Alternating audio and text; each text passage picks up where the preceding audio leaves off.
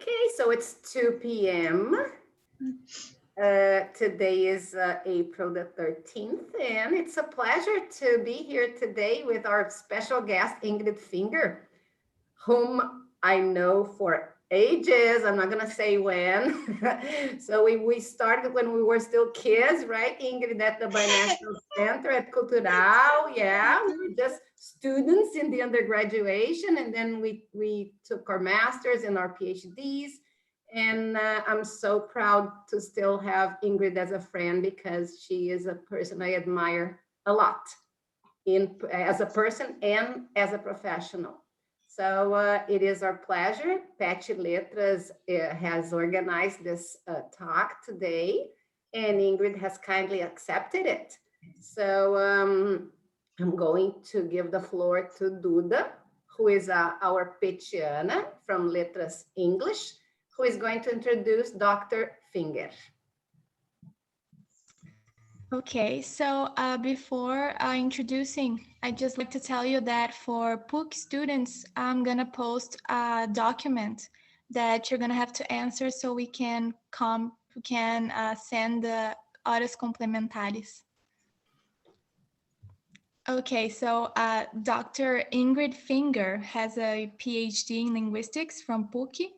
She also was a visiting professor at the City University of New York in 1998 and at the Brain and Language Lab that was in Georgetown University in 2010 and 2011, working with Michael Oman. She also has experience in bilingualism and bilingual education, psycholinguistics, applied linguistics, and neuroscience and education. And her research interests include language processing and cognitive mechanisms underlying language processing, such as attention, cognitive control, and memory systems in unimodal and bimodal bilingual contexts. So as Christina said, welcome to this conversation hour. It's an amazing opportunity for all of us that are here today to hear from you, and thank you for accepting it. So the floor is yours. Thank you. Thank you so much, Duda and Christina, for the invitation to be here. It's a pleasure for me. And I prepared some slides, and but I mean, it is a discussion, right? So if you want to interrupt me at any time, we can talk. And the idea here for me is to I'm going to share my slides. I organized the talk in a way that we could talk about some theoretical background related to psycholinguistics and bilingualism. But I also brought a study that we conducted in my lab these past 2 years, which is actually published. And it's an example of the kind of work that we do, right? So this is the outline of the talk. So first I thought about talking a little bit about definitions of bilingualism, and then the notion of psycholinguistics, what this area of research investigates. And then putting the two together, the psycholinguistics of bilingualism, which is within psycholinguistics, a specific area of research, and psycholinguistics is written wrong. There is an I missing here. And then finally, I'll talk a little bit about the research that we do at Labico and give you example of a study that we conducted very recent. It's a master's student and me. Right. So first, defining bilingualism. We'll start by saying what bilingualism is not. Right. So sometimes people have the notion that we can consider bilingualism as a categorical variable, which means a yes or no question. Are you a bilingual or are you a monolingual? As if we could, differentiate in very simple terms what is a monolingual from a bilingual, right? And this quote from Alison Mackey, a very long time ago, expresses this idea that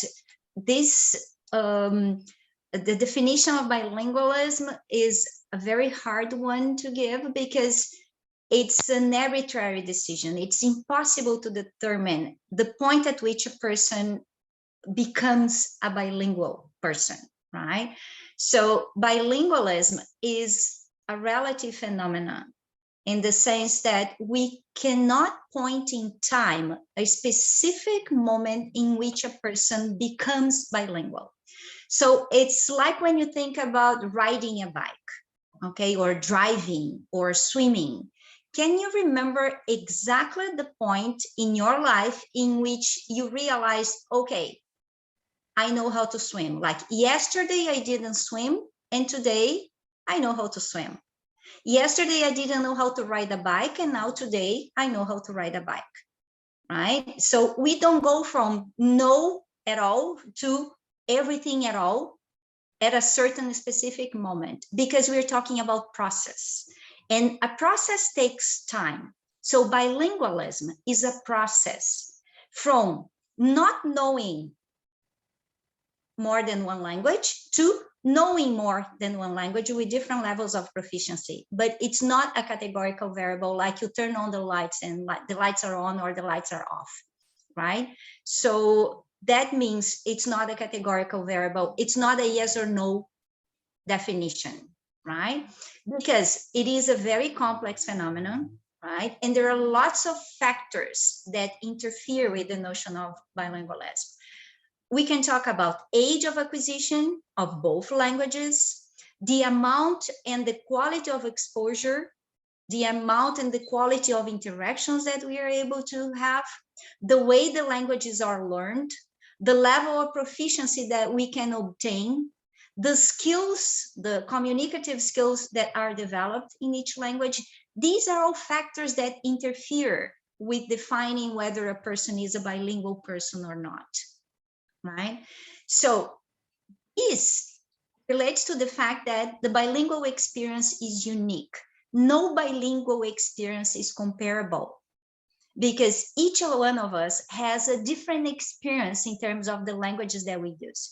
We come from a certain family, we studied at a certain school, we had exposure to certain situations and interactions and people, and the amount of language that we know in each of the languages that we speak varies enormously from person to person, right? So it's very hard to provide a unique definition to bilingualism, exactly because it is an experience, it's a process, and it's an experience, right? So there is a huge variability in the quantity and the quality of exposure and interaction, right, that people have, right? So it is a very complex phenomenon. And what we know is that because we acquire and use our languages for different purposes, in different contexts, we communicate with different people, right? We achieve distinct levels of competence in the languages that we speak, right? So in a way, bilingual people are not a homogeneous group, right? Because we vary a lot. And the amount of experience, the quality of the experiences that we have is what defines how much proficiency we have in each language. And we always have a preferred language to use in a certain context, right? For instance, if we learn how to pray, or if we learn how to cook, or if we learn how to discuss a topic with a certain person in a specific context, we will always prefer that language to do that activity, regardless of the level of proficiency that we have in our languages, right? Because we learn the language and we memorize it together with the context in which we learn that language, right? So that causes us to have distinct levels of competence in the languages that we speak, right? And even though a person may have a very low level of proficiency in terms of one specific skill, it doesn't mean that this person cannot be considered bilingual, right? Because we always have different levels of experience in the languages that we speak, right? Because it depends on the context and interactions and all the factors that are possible intervening factors in the languages that we domain, right? So what is psycholinguistics? So psycholinguistics is an area of research, right? It's sometimes called the psychology of language. So they are considered synonym terms, right? Psycholinguistics or psychology of language. And what does psycholinguistics study, right? It studies the psychological and neurobiological factors that make humans to able to understand, to acquire, and to use language, right? So we are able to understand, we are able to acquire language, and we are able to use language in different contexts. So psycholinguistics is the area of research that investigates exactly that. What underlies that capacity of using language in terms of processing the information, right? In the comprehension and in production, right? So we are after the language and processing mechanisms that underlie our language capacity. So psycholinguistics looks at mental processes that a person uses when understanding and when producing languages, right? So it is concerned with the relationship between language and the human mind. That is, everything that is related to language that happens in the human mind, looking at this relationship. For instance, how words, sentence, and discourses meaning are represented, are computed, are processed in the mind. So that's why it's considered an interdisciplinary discipline, right? So we are looking at the psychological processing of language. It is part of cognitive science, but it receives input from linguistics, from psychology, from neuroscience, from computer science, from philosophy, from sociology, right? From anthropology. So there is no way we can be a psycholinguist if we do not have this interdisciplinary way of thinking, right? So it's a very clear example of this quote here: no man is an island entire of itself. Every man is a piece of the continent, a part of the main.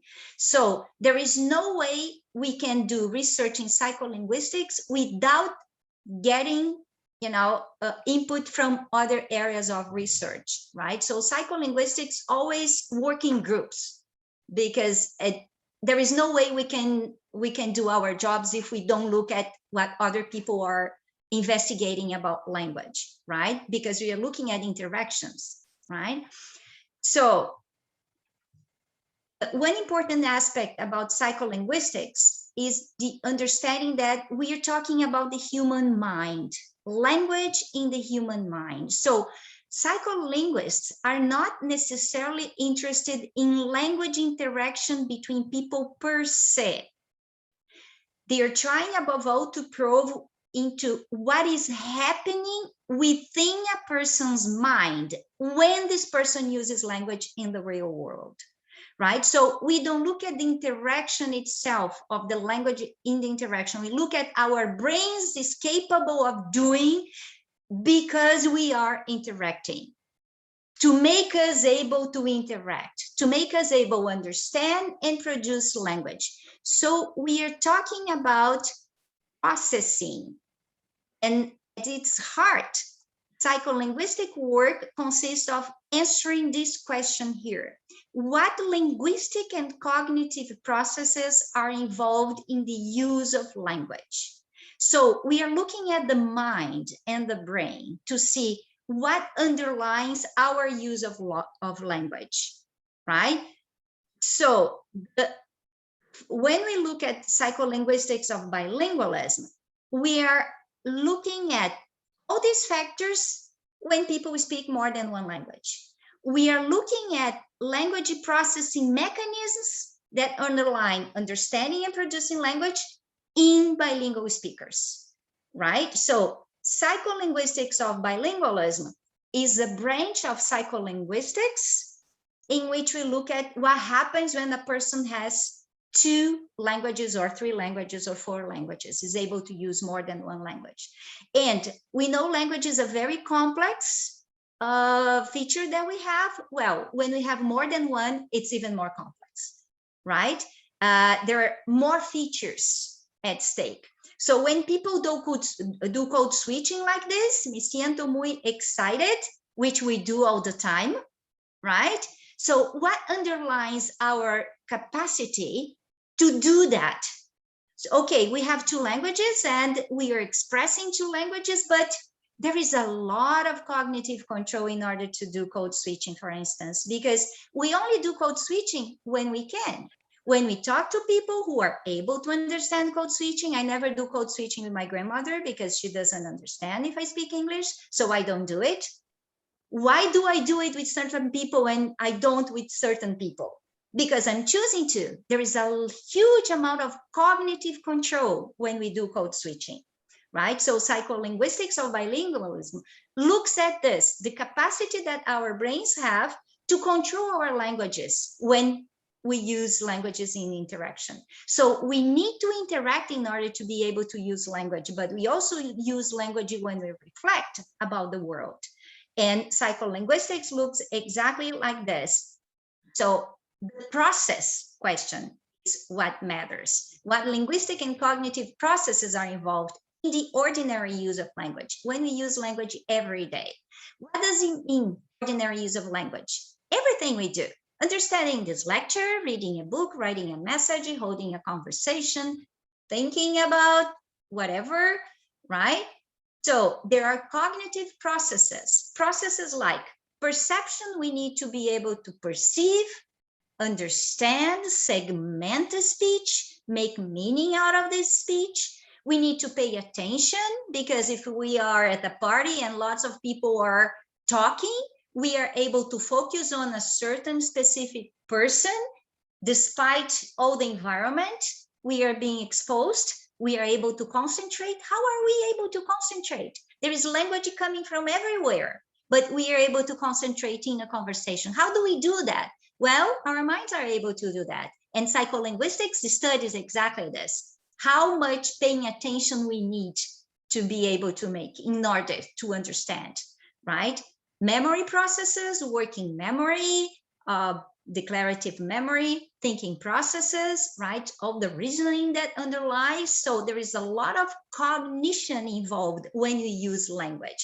And psycholinguistics studies these things. We are looking at language, but we are also looking at how our cognition is able to make language happen in our world, right? So although we do few things as often or as easily as speaking and listening, we'll find that considerable cognitive processing is going on during those activities. These are very complex processes. And if we're talking about 2 or more languages, it becomes even more complex, even more demanding, right? So one of the most important findings, psycholinguistics of bilingualism have, evolved, researched, and we are now able to understand, is the idea that there is linguistic co-activation in bilingualism. What does it mean? It means that when a person has 2 or more languages, they are constantly interacting. So even in a context, in a communicative context that requires only one language, like today, I'm speaking English to you guys who understand English. So we are using English, there is no Portuguese word here, but it doesn't mean that I forget my Portuguese because I'm speaking English to you. We do not forget the languages that we know. They are always there interacting.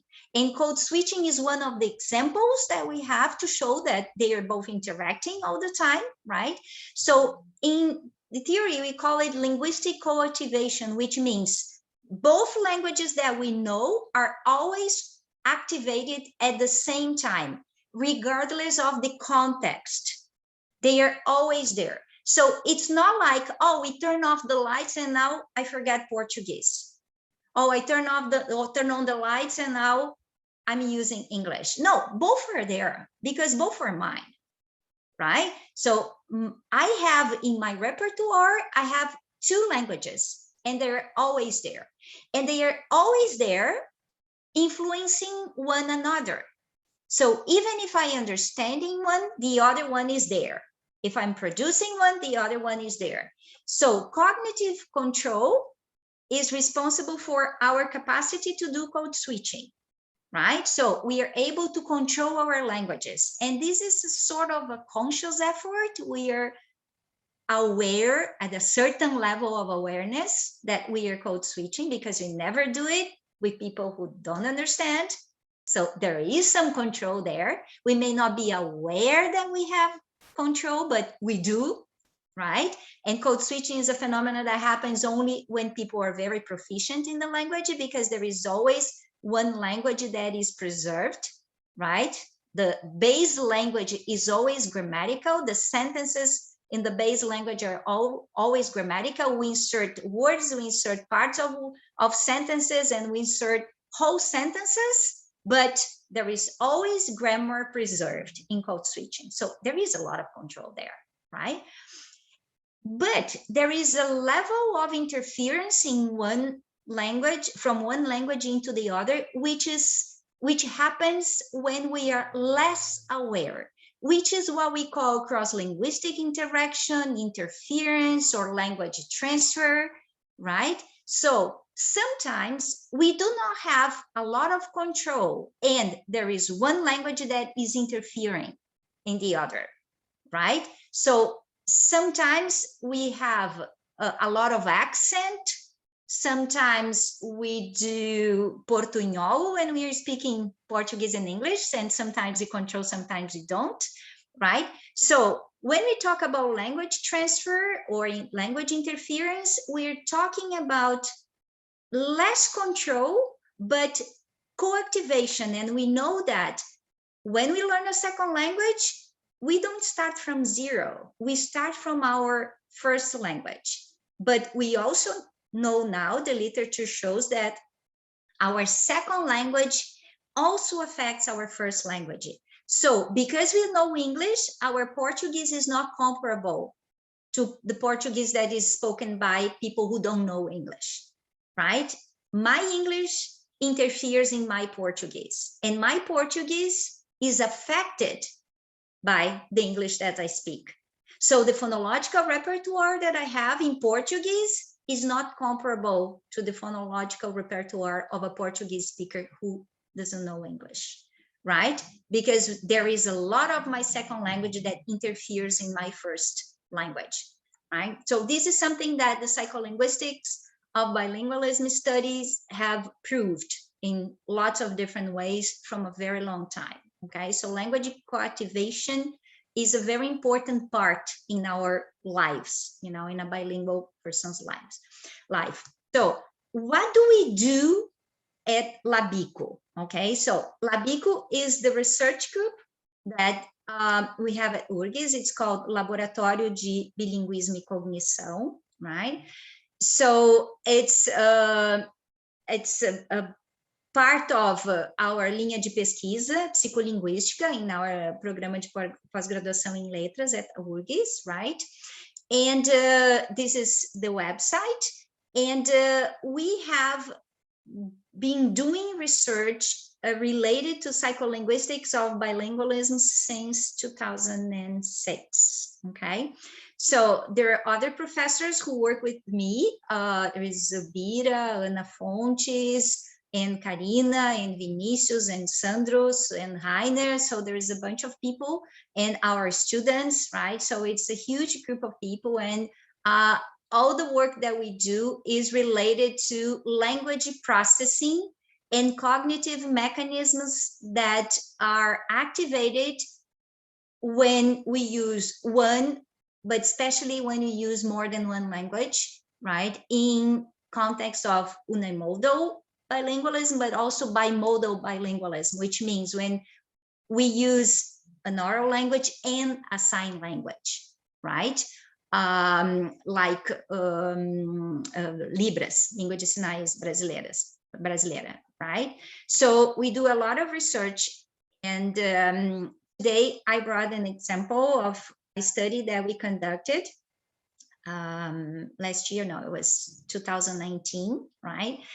So we published this last year, and this was conducted by Karina Santos and me. Karina was my TCC student, and now she is my master's student, right? So this is her TCC research, which was really, really cool. So Karina was my student at English 7, and once she came to me and said, "Teacher, what happens when we process numbers?" Because, you know, when I'm traveling, she's a very fluent English speaker, and she's been teaching for quite some time.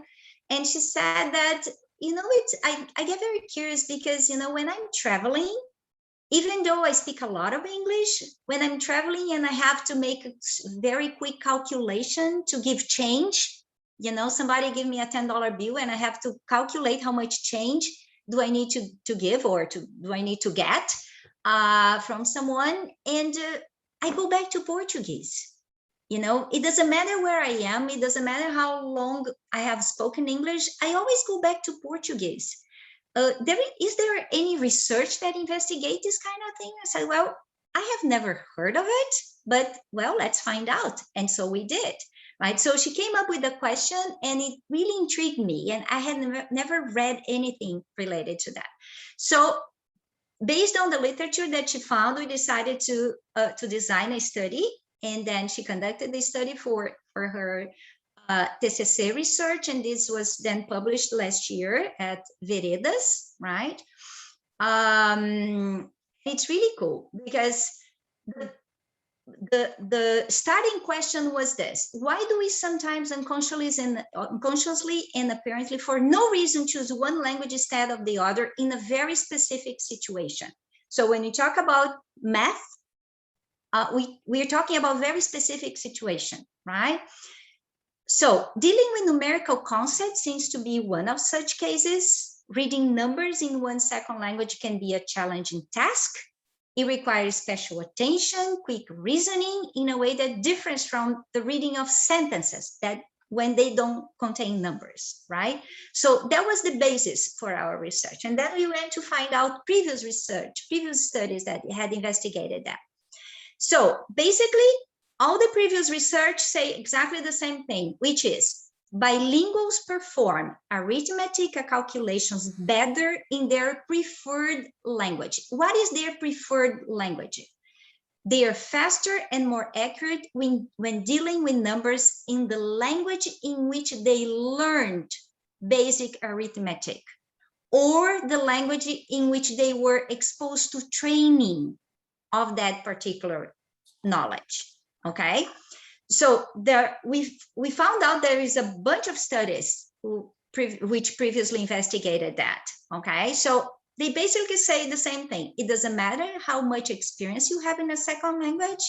Maybe you learn arithmetic when you were 6, and then you learn another language, and you have been speaking only that second language for 60 years. When you have to read numbers and you have to make quick calculations, you go back to the language in which you learned the concept, right? 60 years later, and 60 years later in that the other dominant language, right? So memory networks for math are defined at an early age and are linked to a specific language and are retrieved independent of language dominance in adulthood. Right? In other words, even though an adult bilingual may be dominant in his or her second language, the language in which arithmetic was first learned is likely to be the one that prevails when he or she needs to deal with calculations, right? Which is really interesting. It was, what? Are you sure? Right? So we decided to find out. Okay, so we investigated whether high proficient bilingual speakers of Portuguese English showed any preference in reading numbers when they solved simple mathematical problems involving addition, only addition, not very complex, taking into consideration the participants' bilingual background experience. There is an apostrophe missing here, okay? So we had two specific goals. The first was this, verify whether they have any preference, right? And we tested three different conditions. We tested number in digits, written in Portuguese or written in English. And we also decided to analyze, and this was new, nobody in the literature had done that. We decided to analyze whether the participants' language background experience would affect their language preference to solve mathematical problems. So we investigated these aspects: the age in which they started to study English, how long they had been speaking it, context in which they used the language, the periods of time they had been working as English teacher. We looked at English teachers, and some of them had 30 years of experience teaching English. So we wanted to know whether it made a difference. And the experience of living abroad, some of them had lived abroad. The language in which they most practice reading and listening skills, they only listen to music in English, they only watch Netflix series in English. So these people had a lot of exposure to English, and for some of them, English was the dominant language, right? So we wanted to see whether this affected their preference. So we investigated 30 Portuguese English bilinguals who worked as English teachers. Right, so the mean age was 28, but some of them had almost 40 years, right? 40 years old, were 40 years old. So some of them had, you know, a huge number of years of experience, right? So we used the language history questionnaire, which we adapted from a previous publication. And we included a question about the language in which the person learned basic arithmetics. Right? It was important to know.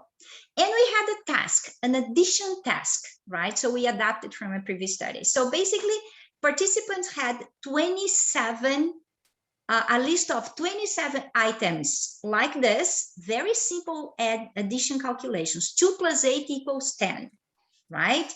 5 + 2 = 7. So they had 27 items like this. They had 27 items like this. E banana frita. Somebody has the... Okay, so 27 items of this list here, reading in English, and 27 items of this one, 2 mais 8 = 10, right? So they first solved one, and then the other, and then the other, and the order was controlled for. So some 10 participants answered this, and this, and then participants started with the English, and then participants started with the Portuguese, right? So we randomized so that there was no task effect, okay? And this was a task that they did on the computer. We used the program called Psycholinguistics in order to investigate accuracy and reaction time. So we measured how long people would take to make the calculations, okay? So very controlled, it was a very controlled study, okay? And we call this an addition task, right? So this is a sample of the questionnaire, right? We use the Google Forms, right?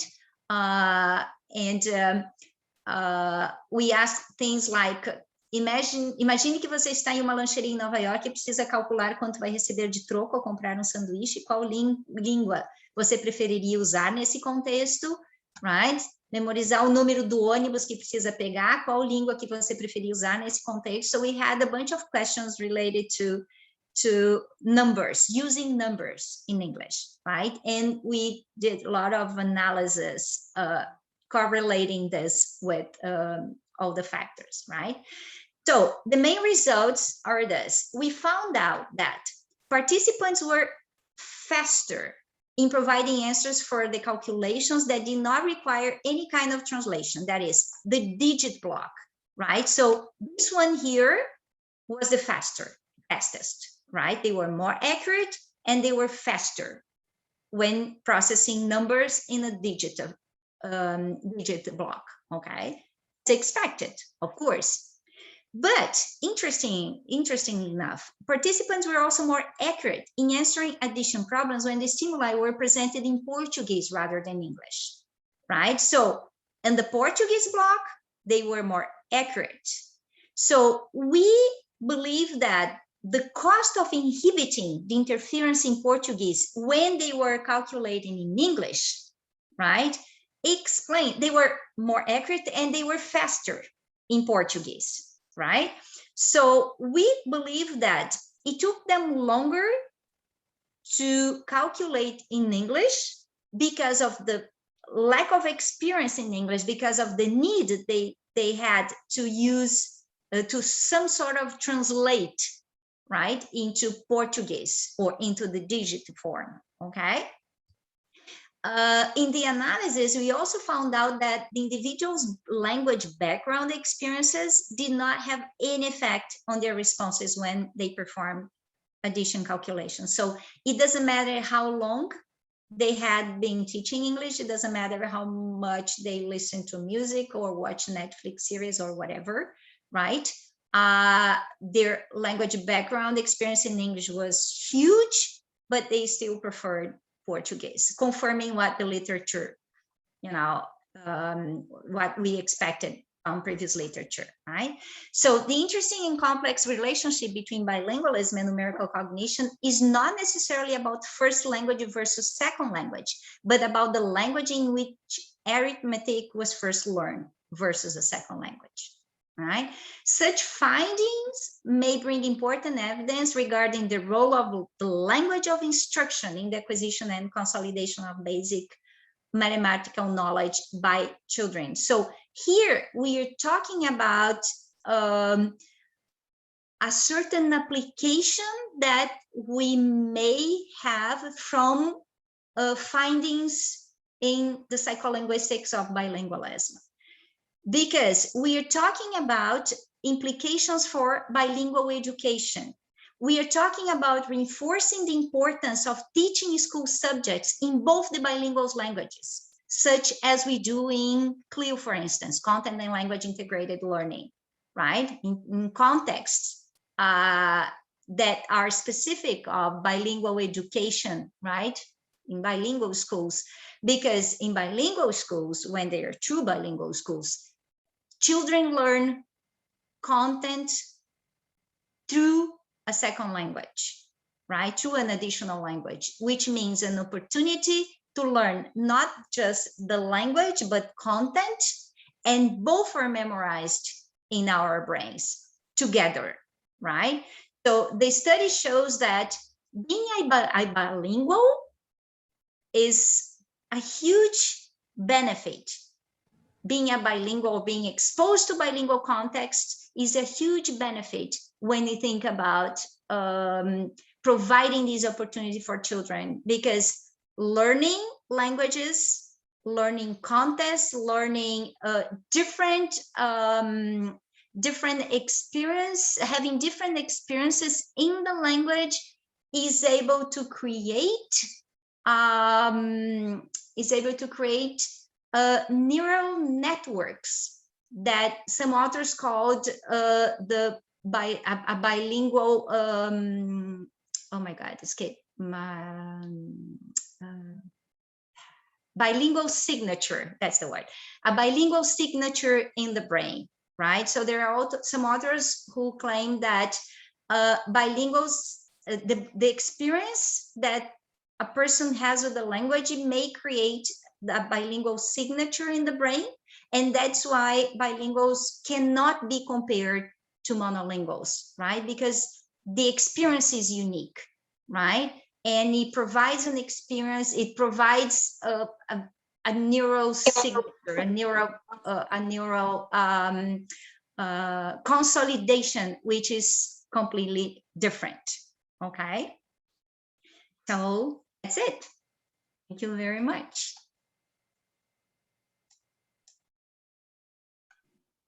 Okay, that was great. I mean, I had never heard of this numerical, what we call this? Cognition. Yeah, because I have, problems with numerical cognition in my first language. So my second language is, I mean, I won't even mention. So it's a nice thing, and it's fantastic to know that it was a final paper in the undergraduation level. It's unbelievable. So congratulations for you and for your advisee, right? And Yeah, thank you. I'm sure she's going to do a wonderful job in her master's. I suppose everybody has questions. I see people here who are our colleagues. So nice to see you here, Ana Maria, Aline, Maria Claudia. It's been ages. Yes. So I have a question, Ingrid. Okay, Yes, which go is ahead. students usually ask. The concept of code switching, which is something we do a lot, right, as teachers. But people usually ask, what is the difference, and how do these two notions, like translanguaging, how do you tell the difference when a person refers to code switching phenomenon and translanguaging? Okay, that's a really nice question, Chris. So when we talk about code switching, we are looking at the code. We are looking at language, right? So we are looking at how languages are used in a way that they are interacting, but we are analyzing the code. It's from the code perspective, right? So when we do code switching studies, we look at a sample of code switching, that a group of people used, and then you analyzed how much of one language appears, how much of the other, what interactions are possible, what happens in terms of code, right? When you think about translanguaging, we are not talking about the code itself. We are talking about the repertoire. We are talking about the fact that it's what I said in the beginning. We don't turn on one language by turning off the other, right? I cannot be considered a Portuguese speaker at 8 in the morning and an English speaker at 9 in the morning without considering that I'm a Portuguese English speaker all the time, 24 hours a day, right? So we have a repertoire which is formed by the languages that we speak, okay? And we access those languages, or one or the other, or both, or one because the context requires the other, but I don't have that resource, right? So we're talking about the capacity that we have of using language to communicate as a larger capacity. So language is seen just as, not just, but language is seen as a resource that people use in order to communicate. But the goal is to communicate. I can use one language or the other, and if I don't, I use my hands, because the goal is to communicate, right? So we are talking about the repertoire, the linguistic repertoire that we have in order to communicate. So the translanguaging noticing is a very interesting notion. It's a very interesting concept, even from the psycholinguistics point of view, right? Because we are talking about, when we talk about translanguaging, we are talking about the repertoires. But when we look at language co-activation, we have studies proving that both languages are activated all the time, so we don't forget one language to use the other. So when you think about biliteracy, for instance, okay, so some schools do sequential alfabetização sequencial, like, okay, children learn to read and write in Portuguese, and then they are only exposed to written English when they are in 2nd grade or 3rd grade. Okay, the school may separate that, but in the child's brain, everything is together. you know? I mean, the child is not going to choose, oh, I'm going to learn how to read and write in Portuguese and forget that I speak English, you know? So the school may decide not to show any written word in English. But if you use written words, if you use English with the child is exposed to English, and she's going to mix up the two languages in her brain, regardless of what the school does. So pedagogically speaking, we may make choices, but in the child's brain, well, both languages are there, right? And when they use language as a resource, it happens when, you know, the school chooses a pedagogical approach in which they are, you know, they get literate in one language and then the other, they are not exposed to written language, and the child still writes, you know, with the influence of one language into the other, right? Because, well, we're talking about one large repertoire, right? So it doesn't matter whether you are looking at it from the translanguaging point of view, or if you are looking at it from the psycholinguistics point of view of language co-activation. We're talking about two languages, you know, or one large repertoire with two codes in, you know, in the child's brain, in a person's brain, right? Okay, that makes much more sense now. Thanks for helping me. I think I'm able to answer the students' questions now. Okay, so I suppose we have other questions. So let's open up the floor. Yeah, Ana Velp is saying, the study gives evidence to the fact that we should never suppress bilingual language practices. We should be able to allow them to use the whole range of their repertoire. Exactly. Right? Because it is there. No matter what we do, it is there. But at the same time, it's our jobs as teachers to provide them with opportunities to practice both and to understand when they're able to use one or the other, or they could use both, right? Because it's not in every context that they are able to use both. They should learn about that, but that's the process. Right? We cannot punish them because they are using both, right? Yes, I can. I don't know how we do that. I can provide the link to the study. Let me see if I can find it. I don't know if you have any more questions. Provided here. I just wanted to say that I was really impressed. I'm sorry, I couldn't hear you. And something it was about coaching that you said, do that consciously. I'm sorry, I couldn't hear you. Sorry, I think my internet is slow today. But what you said about code switching, I thought it was really interesting because I thought it was an unconscious process that we switch languages with our friends, maybe because we speak English together, but we don't do that with our parents that don't speak English. Mm-hmm. And I thought that we didn't realize that we do this, because you said that now, and only now I've realized that I do that. And I thought it was unconscious, not conscious. So thank you so much. Yeah, it's interesting because when we talk in Portuguese, we only have the word consciência, right? In Portuguese, we have two words for the same phenomena, and it's a matter of degrees. We have awareness and we have consciousness, right? So awareness is more like ter ciência de alguma coisa, right? So when we talk about consciousness, awareness, we're talking about levels.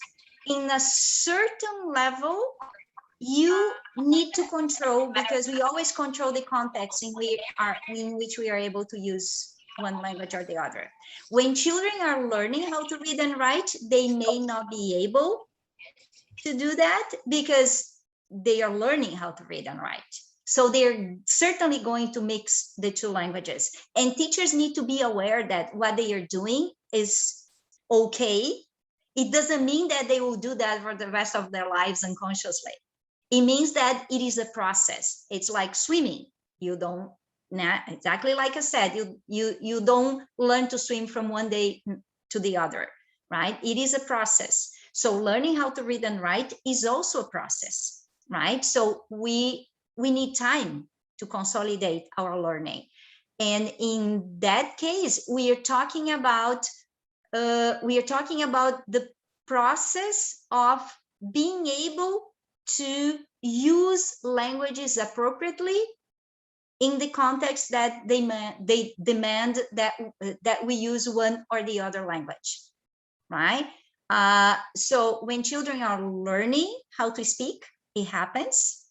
And when children are learning how to read and write, it also happens, right? And it is a fact, and it's okay, right? But with time and practice, people learn that in a certain context we can use this, in a certain context we should use that, and in certain contexts we can use both, and it's fine.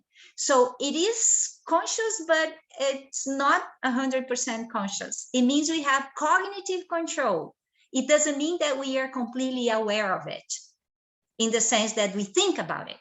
It means that we make decisions, but these decisions may not be completely conscious, right?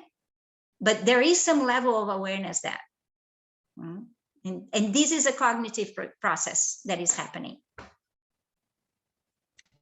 Thank you. That is really interesting. It's nice.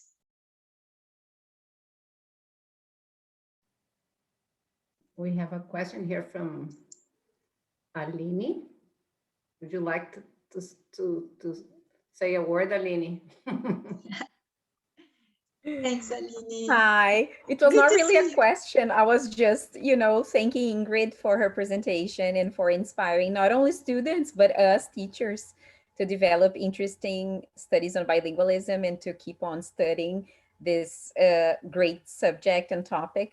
I was going to actually let me add right now here, because while Ingrid was explaining some differences between code switching and some other things, I was thinking about Grosjean book, that one bilinguals that is quite old, but I put here that is old but gold.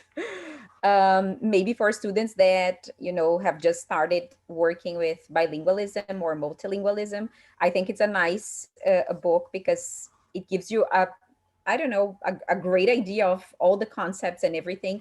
So it's a book I like using with my students. So maybe it's a good tip for the other students as well.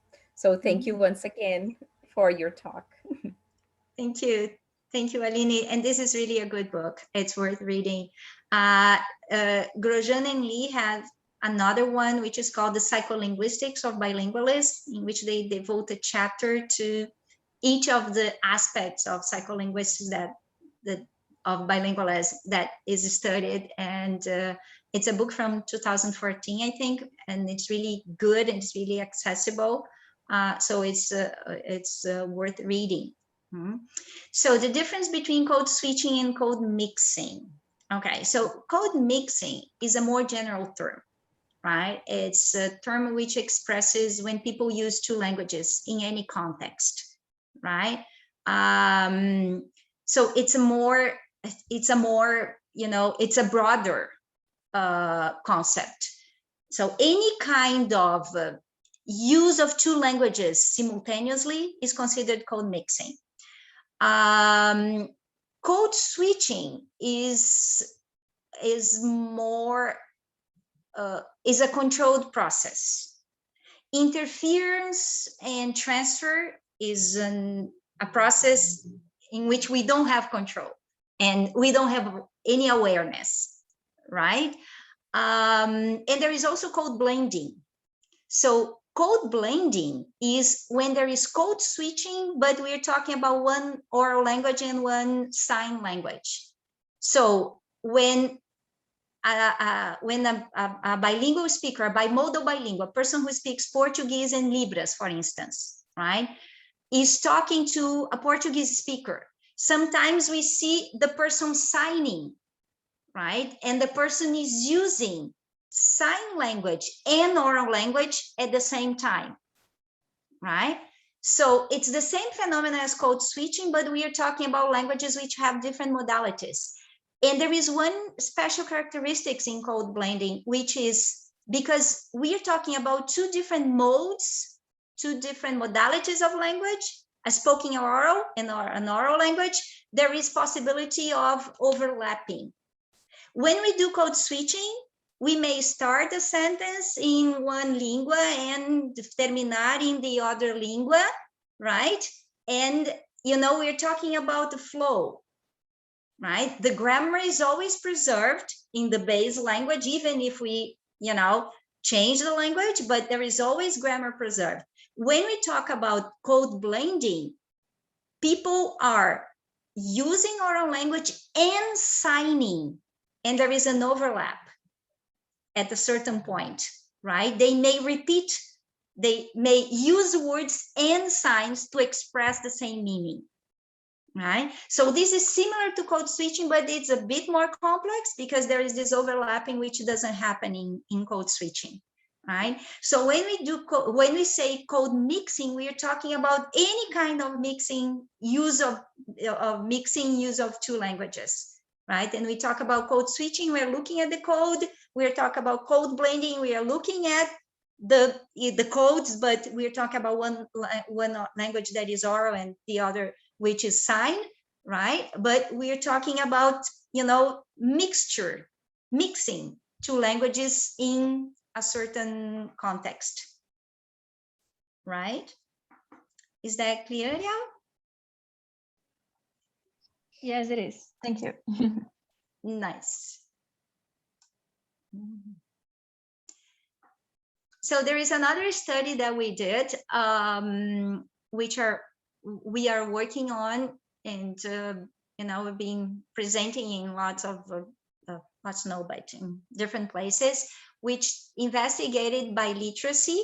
So we investigated written texts, texts written by 5th and 6th graders in a bilingual schools, and we compared texts written in Portuguese and texts written in English. And these are children who have about 60 children who have a lot of experience in English, because they have been exposed to 10 hours of English, you know, per week for 6, 7, 9 years, right? So they are able to write long texts in English and in Portuguese, and we compared both using a software that's called SpeechGraph, right? Which is a software that analyzes thought organization and complexity of thought with some specific linguistic measures. And we are, you know, in the analysis, we found out that both texts develop more or less simultaneously. So we are not comparing one person with more proficiency to another person with less proficiency. We're talking about the person, you know, with herself, right? Comparing the two languages in the same person. And it's interesting that we can see that when children have more syntactic complexity and thought organization in Portuguese, they also have it in English. Children who have more difficulty expressing themselves in Portuguese also have difficulty expressing themselves in English, right? So it's interesting to see that both languages develop more or less simultaneously, right? And we are talking about children who have been exposed to English for quite some time, so they have had lots of opportunities, right, to develop. But we can see that the one language does not negatively interfere with the other. So there is no excuse to say that we are not going to expose children to English since the very beginning of their learning process because there may be some harmful effect in Portuguese. No, it's the other way around, right? We see that languages develop together. So this is another argument for the fact that we should really focus on providing instruction, you know, in both languages in bilingual context to everybody, right? There is no harm in doing that. We are still not used to doing that in Brazil. There is still this stigma, you know, so it may be harmful to expose children since very early to a second language, but what studies show is that there is no harm in doing that. On the contrary, right? So what we need is more studies in Portuguese, and this goes back to something that Aline was saying, right? I mean, we need to do more, and we need to do more in context in Brazil, right? So there's a lot of research in Canada, in New Zealand, in Europe, in the United States. Oh, great, wonderful, but what about our context, right? How about Brazil? We need research in Brazil. So there is a lot of things that we could do using, you know, the opportunity that we have to investigate Brazilian contexts, you know, situations that happen here. Let's just be creative, right? Anything we can think of, you know, from studies that we read and say, okay, I could apply this in Brazil in this specific situation. And it's very, very important. We have very few studies regarding bilingual education and bilingual exposure and, you know, learning two languages in Brazil. We need to do that, right? And of course, we need to find ways to provide bilingual education in public schools too, you know, because this is far from being a reality, unfortunately, right? But that's the way, that's what should be done, right? Because bilingualism is good. So like monolingualism has, you know, has a possibility of being cured, you know. So we have to, you know, to fight this stigma that Brazil is a monolingual country and that Portuguese is the only language that we speak. That's simply not true, right? So we have to, you know, find ways to do research to prove that. If a child is taught a subject in 2 or 3 different languages, can she still show preference for talking about it in a specific language? Bruna, this is a nice research question. I don't know. What studies show is that, well, there is a language preference when we're talking about one language, but this is something that could be done, you know. It's in fact Karina's project for her master's, if we ever come back from this to school from these pandemics, you know. So the idea is to see exactly that in a bilingual context, in a context in which children are exposed and learn arithmetic in Portuguese and English when they are in 5th grade, 6th grade. Do they show any preference in using one or the other language? We don't know. I'm, you know, looking forward to finding out, right? But that's a, you know, that's a nice question to investigate. We just don't know. We need more studies considering our Brazilian context to know that. That's really cool. Thank you. Maybe you should do that. I'll help you with PsychoPy. See, Bruna, this can be your project, right? Bruna is a Petiana also, yes. She's looking to at topics to do her own investigation. So nice. So Ingrid, Yes. yeah, looking at the time now, it's 1 hour already, and the talk was so inspiring. I wish we could go on and on, but time is over. So we would be very pleased if you accept to talk again in the near future. Yes, there are lots of people interested here. Leonardo teaches in a bilingual school in Maranhão. Yes. Who else did I see here? Where's Gabriela? She teaches at the Pan American, right? Hi. Yeah. I just caught the end of it. I was in another meeting, but it was great. It sounded like it was a great talk, and I got the link. So thank you very much. So there are many, many people interested in this area, Ingrid, and you are a very inspirational model for us. So thank you very much. Thank you. Thank you so much. Bye, guys. Thank you so much for the invitation, for inviting me to be here. And I can tell you about the biliteracy study. One of these days we can talk. I can show you the results, which are really, really cool. All right. Thank you so much.